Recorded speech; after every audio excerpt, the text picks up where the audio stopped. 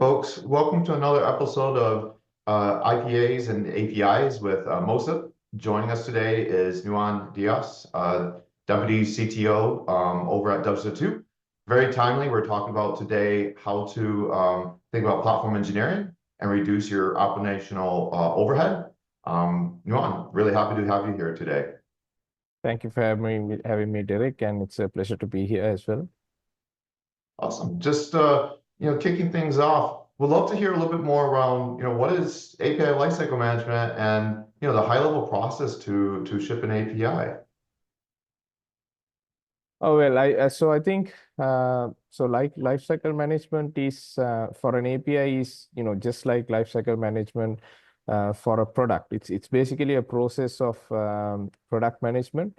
It starts with identifying the requirements of your customers. It starts with understanding what they really want and what kind of experiences they want.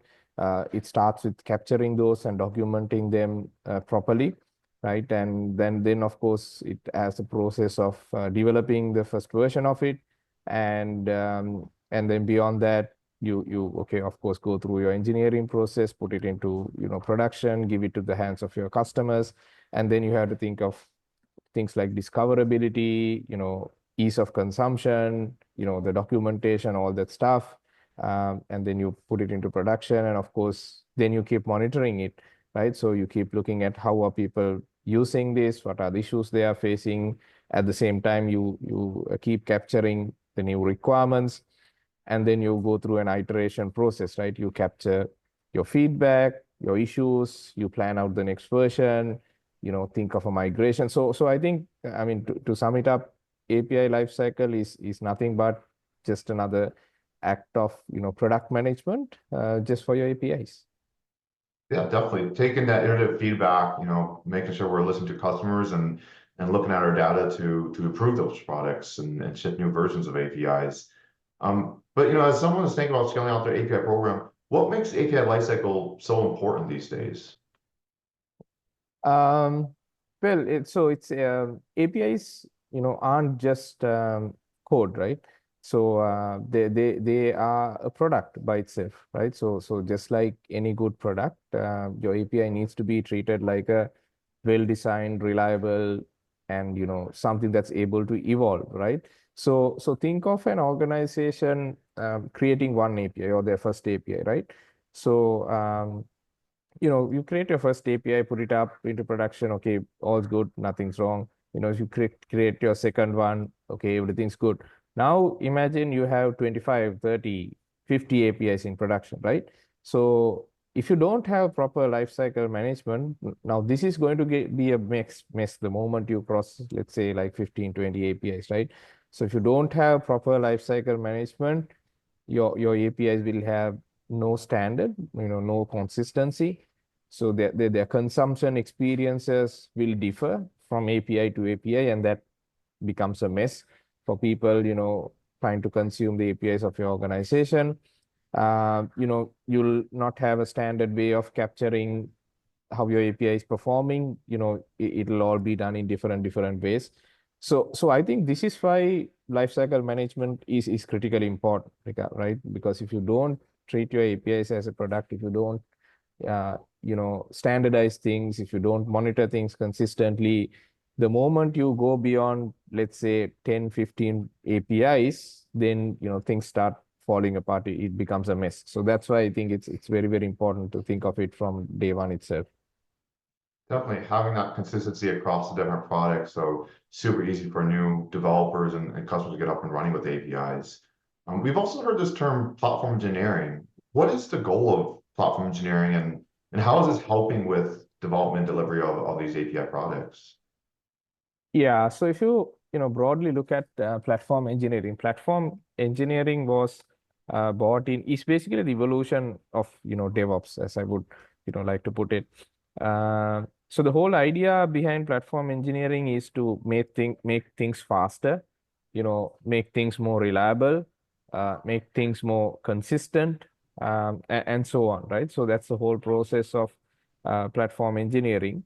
Now, when it comes to the context of APIs, right? So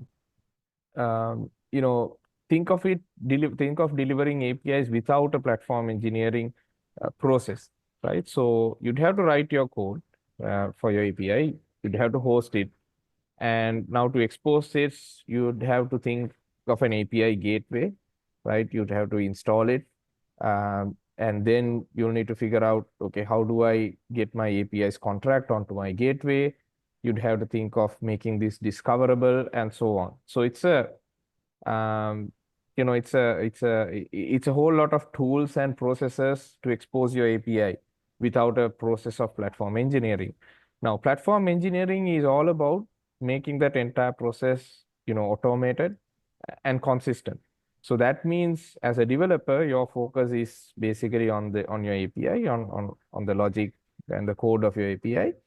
The platform engineering process, or the platform, which is the outcome of the platform engineering process, should basically do all those things for you, right? So you should no longer be thinking about API gateways. You should no longer be thinking about how do I get my contract onto the gateways, how do I scale my gateways, what do I have to do for the discovery part of the API. So all of that will be taken care of by the platform in engineering process and the platform eventually, right? So that's why platform engineering exists, and that's the whole goal of it, right? So this way you deliver things faster, and of course it becomes consistent so that everyone building APIs goes through the same pipeline.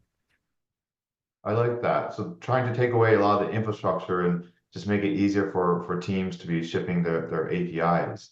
But if we start moving everything into platform engineering, how do you balance autonomy so that developers can still innovate and ship different APIs and test new things while trying to reduce and ensure that standardization is in place? Yeah, I mean, yeah, that's a tricky one, because on one hand, you want you want standardization and everything to be consistent, everything to be reviewed and authorized and so on. And then on the other hand, you want to give full autonomy to your developers so that they can basically keep doing, what they do best. So it's a challenge, but I think the trick here is in moving to a more of an enablement mindset, or rather shifting to an enablement mindset from an enforcement mindset. So instead of giving them rules to follow, or the developers, I mean, instead of giving them rules to follow, documents to read, best practices, guidelines to read and learn and do stuff, you know, the platform should enable them to do it by default, right? So this means templates of APIs, so that you can get easily started, and so on, right? So basically, what I'm trying to say is, you build the platform in such a way where the easiest thing to do, or the easiest way to build your API, is also the best way to do it, right? So your platform makes sure that the easiest way to build an API is also the best way to do it, right? So these are also called golden paths, right? In a platform. So I think that's the trick to it.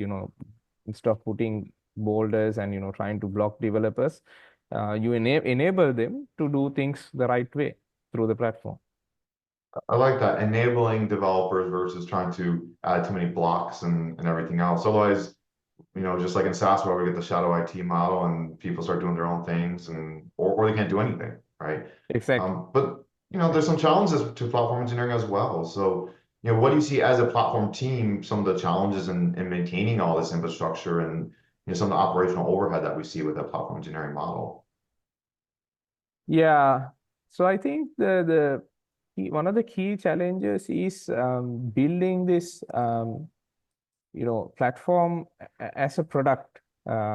Getting into the platform as a product mindset is one of the key challenges, because what I've seen at least is, in many organizations, so there's the development team, and then there is the platform engineering team.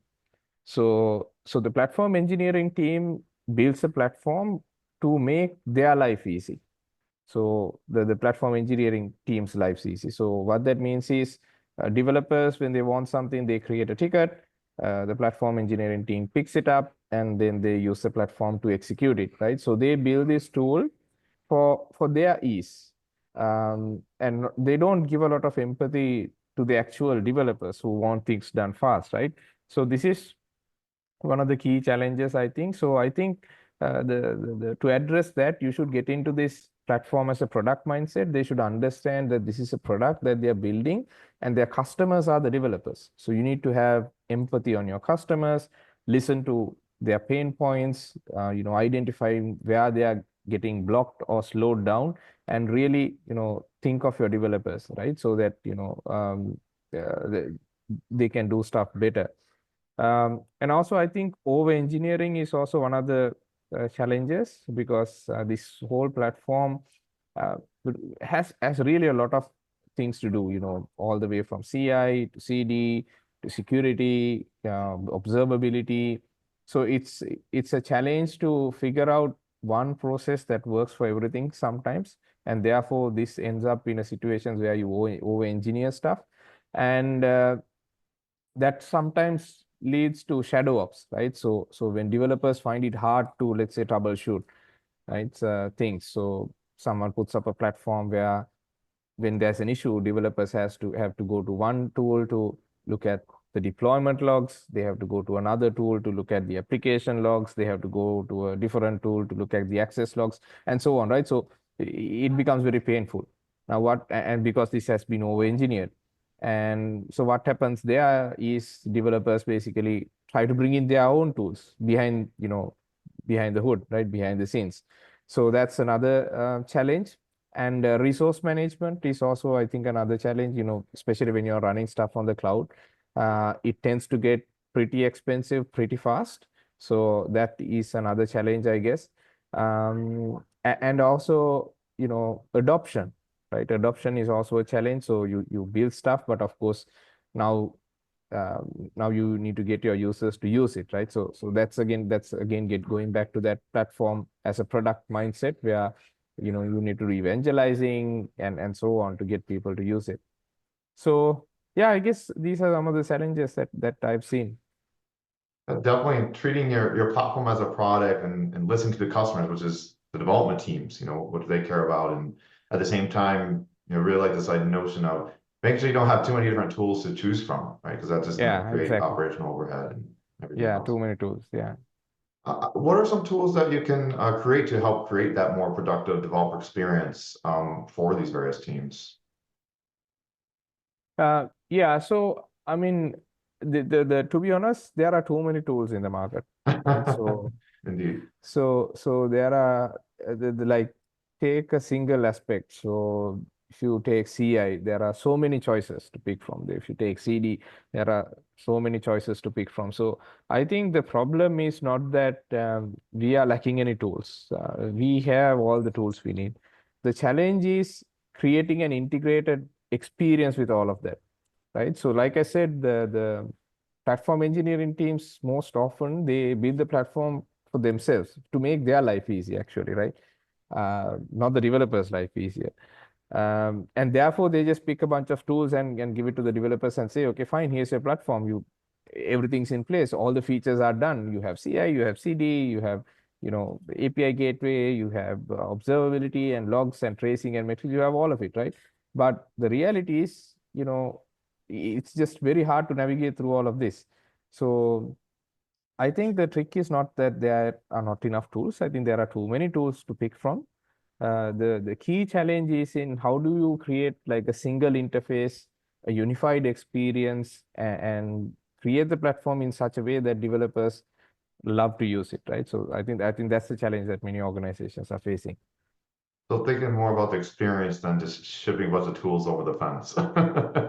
Right. Yeah, yeah, for sure. How do you take your approach to the shift left around API monitoring, testing, trying to empower developers without, I guess, just giving them a bunch of tools at the same time? So I guess it sounds like, is that somehow incorporating the experience, and what are the best approaches there? So again, I think it's a matter of productizing those tools. So you know there are individual tools in the market that address different problems. So instead of saying, go to this tool to do your job, what you have to do is, again, this is again going back to the platform as a product mindset. So instead of throwing in a tool, I think the platform engineering team has to use that tool and build an experience on top of it, right? So use it in the backend. So this is something that we are doing in WSO2, right? So we also use a lot of tools, but our developers, they don't get direct exposure to those tools. Those tools are in the background. So what we do is we do a lot of integration work across these different tools, and we give a, a unified interface, like one interface for developers to work with. So they don't have to move away from that UI for doing their stuff.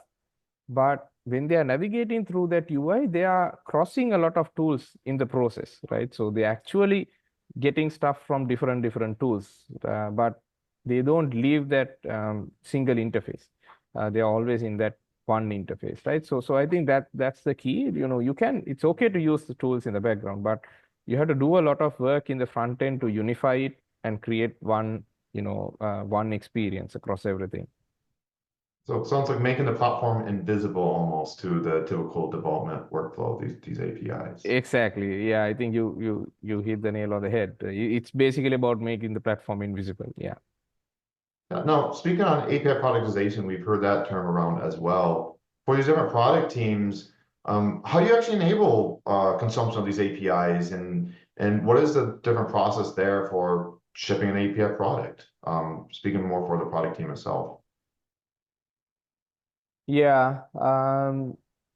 So I think again this goes back to at the root of it. I think this goes back to treating your API as a product. So if you were selling a product, right? What would you do?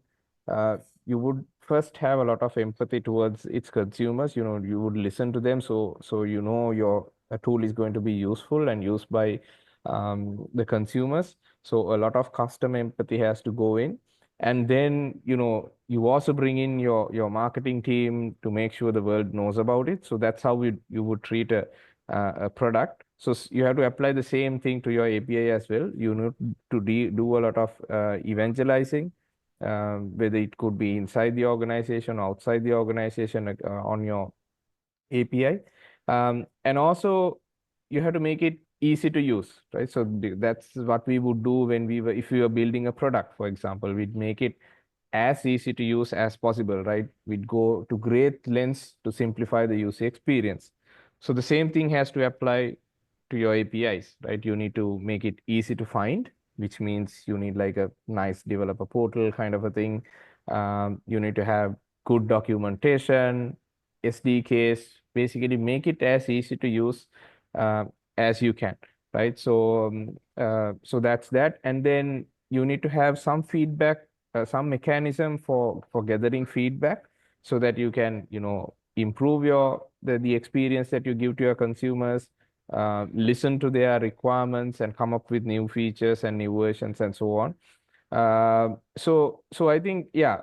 So these are these are some of the things that I can think of, but at the root of it, I think the way we think of an API and the way we think of a product that we put out on the internet to use as a SaaS or download and use, they have to be the same. So the process you follow for your product should be the same process you follow for your APIs as well. And depending on your consumer, you have to do whatever is right to make it super easy to use and valuable. So it really sounds like there's multiple abstraction layers with these APIs. You have the platform team, which is trying to treat their platform as a product and listen to their customers. But then at the same time, you got these product teams that are trying to treat their APIs as products, listen to their customers.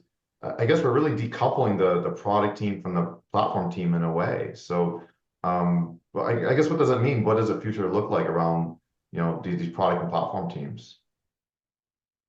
Oh, so I think they should be very close together, right? So the product and the platform teams, because like I said, the goal of platform teams should be to work as closely with their customers as possible, and their customers are the product teams, which are building the products. So yeah, I guess they have to be very close together. So one pattern we follow in WSO2 is that we have dedicated or allocated engineers from the platform team that are closely associated to the product teams. So we have like several product teams building different kinds of products, and we have like a common platform team.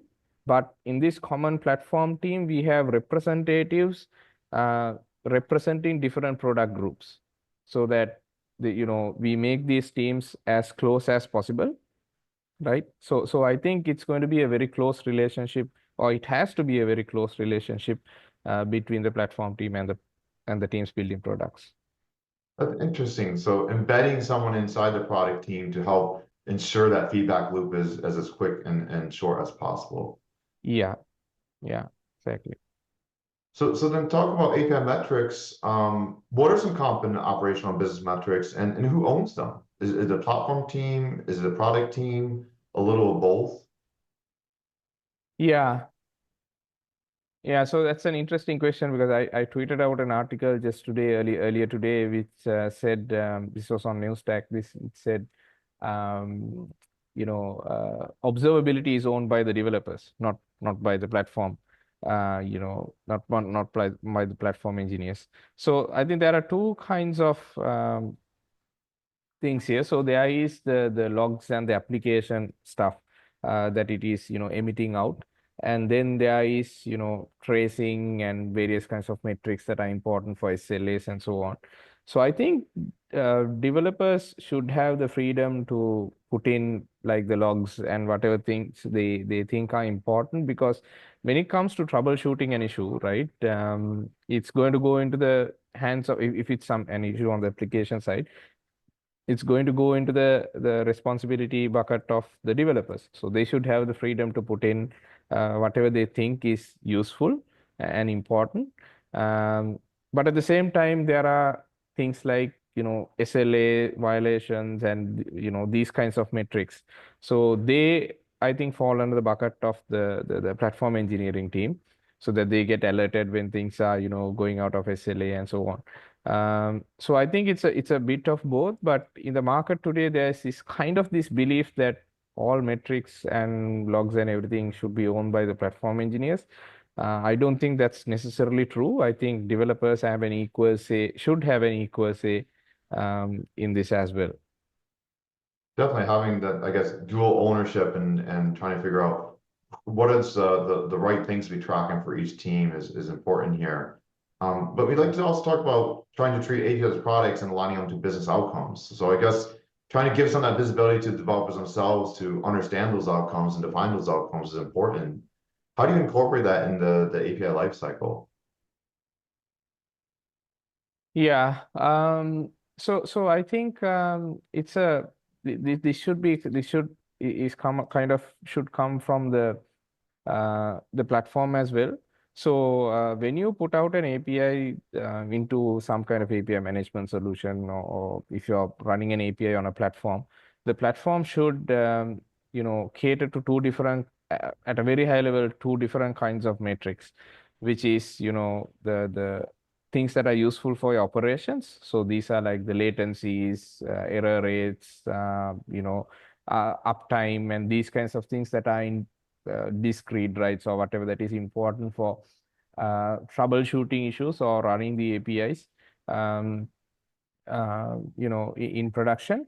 And then from the platform or the API management solution should, either by itself or by using a third party, should give important business metrics, right? So it should just be plug and play, right? I don't expect developers to understand all these metrics that are important for the business.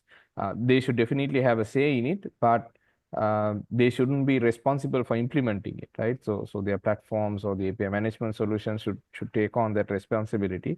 So when you just plug it in, it should somehow give out the business set metrics as well, such as who are your consumers, who are the unique number of consumers you are having, what is your adoption rate, like a growth rate, right? And what is your churn rate, like how many people are coming in, how many people are staying over, how many people are letting go after the first day or first hour, and so on. Like, and also things like how fast do you get to the first request, and so on. So there's these operational metrics and the business metrics. While the developer should have a say, I think the responsibility of implementing it and giving it should happen from the API management solution or from the platform, either by using features they build themselves or by integrating with some third-party solution. So it sounds like, again, making that data layer, the observability layer, invisible for the respective product teams. They just need to think about the business metrics and that's it, right? So not really think about the underlying infrastructure. Yeah. So I guess, can't do a podcast without discussing AI and that's one of the big talks Yeah. these days. What do you see some of the risks around AI, especially some of these newer AI applications around security, governance, and some of the other things as we discuss platform engineering? Yeah, so I mean, using AI gives a lot of power to applications, obviously, right? But as they say, uh, you know, with a lot of power comes a lot of responsibility. So I mean, AI is all great, but you have to use it with a little bit of caution. You first have to understand how AI works really thoroughly, before really getting into it.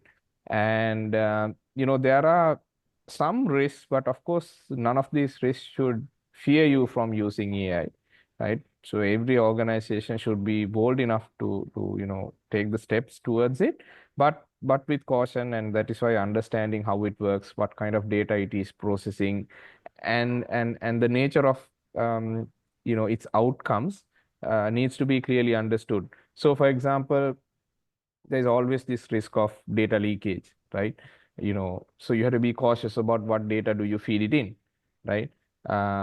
And then processing of personally identifiable information, PII, right? So you have to be cautious about, okay, what kind of, if there is PII going in, how do I mask it out, right? And things like that.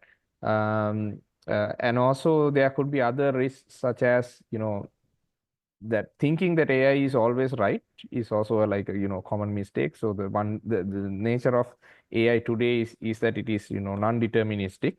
So which means that the outcomes may not be exactly right all the time. So that means you need to put in the right guardrails so that you don't screw things up when it misbehaves, right? So understanding that it is non-deterministic and working around it is very important. Um, and when everything's up and running again, running without proper understanding of like observability aspects, right? Such as how many tokens you are using, and so on. These kinds of things are also risky because it may drive up your costs unintentionally. There are that side of the risks as well. So I think that the key is there could be different kinds of risks, and what is a risk and what is not a risk, I think depends on the nature of the organizations and the type of data it is processing. So, but I think the key is again not to fear AI just because there are risks. Everyone should take the step towards it. Uh, the key is to understand exactly how it works and proceed with caution. Yeah. I really like that.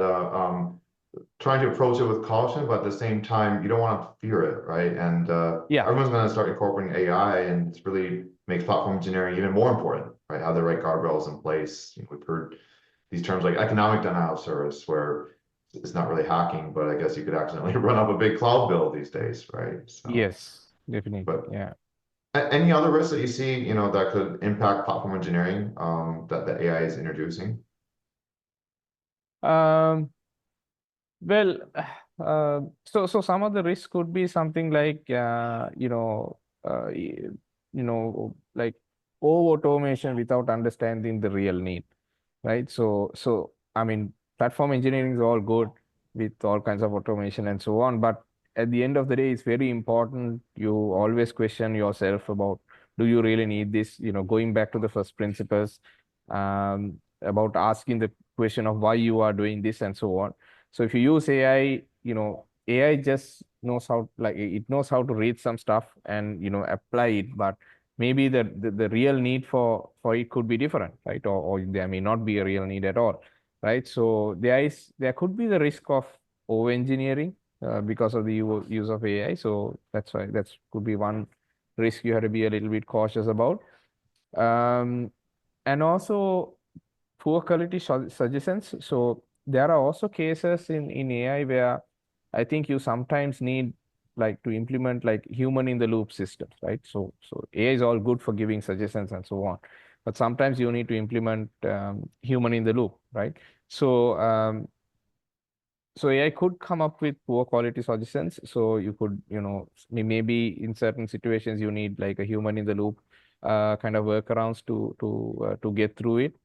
um, and also you have to be a little careful about like the security and the data exposure um, that it might risk in, right?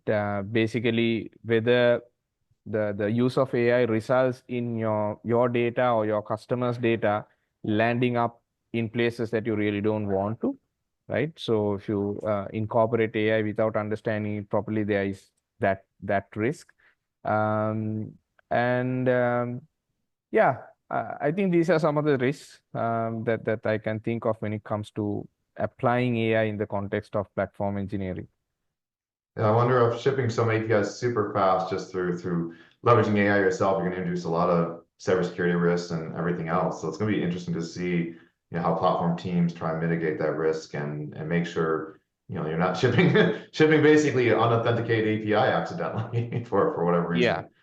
But Yeah. So yeah, that can kind of be mitigated if you have the proper guardrails. So one of the requests that one of our customers came up with recently is to say, look, we know in your platform we can turn on and off security, but we want to make sure that nobody in our organizations is ever allowed to turn off security on any of the APIs, right? Can you help us implement that, right? So we came up with a policy which said, okay, no, nothing doing, nobody can turn off security, even though that's a feature, right? So, I mean, these kinds of guardrails can be implemented. Yeah. So, yeah, you're right. Yeah, you're right.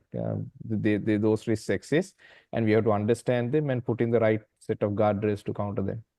makes sense. And then I guess flipping to the product teams, how can they also leverage AI as they're really trying to treat APIs as products and ship the best possible APIs for their customers? What are some trends you see there? Yeah, I mean, so uh, on product, like all applications today are like, kind of like AI enabled. So there is, some kind of chat interface and so on. So we have this concept in WSO2 called AI for code and code for AI, which is basically a matter of how AI can help you write better code. So that's basically one angle to it, right? Uh, so this is all about generating better code, making it more efficient, making it more faster, and so on. So there is that side of the equation where how AI can help you build better applications.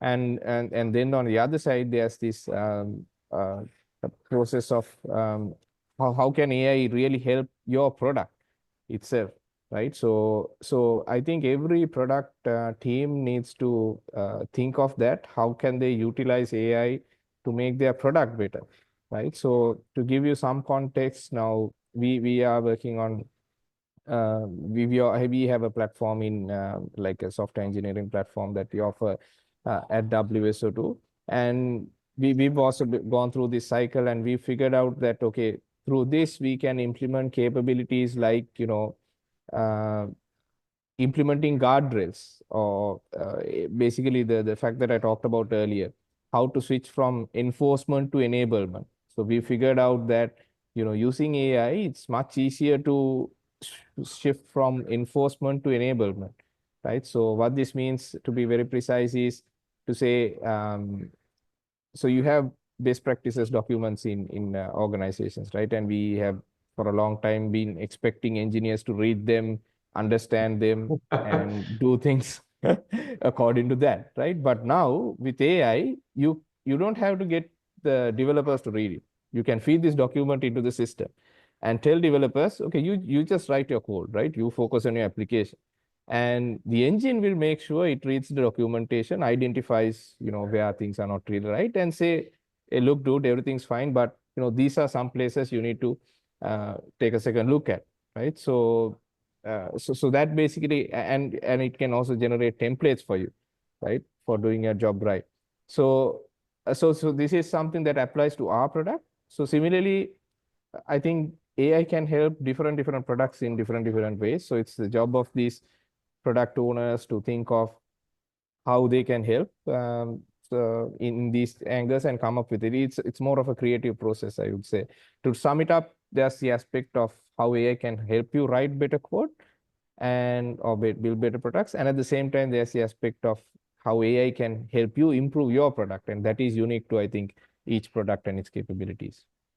I like that. AI for code and code for AI, and trying to hopefully developers, they don't ever read docs. So what can you do to make it easier for them and still, have that governance in place? Yeah. But thank you very much, Nuwan, and glad to have you here today, and looking forward to joining the next episode of Moesif podcast. Thank you for having me, Derek. It was a pleasure.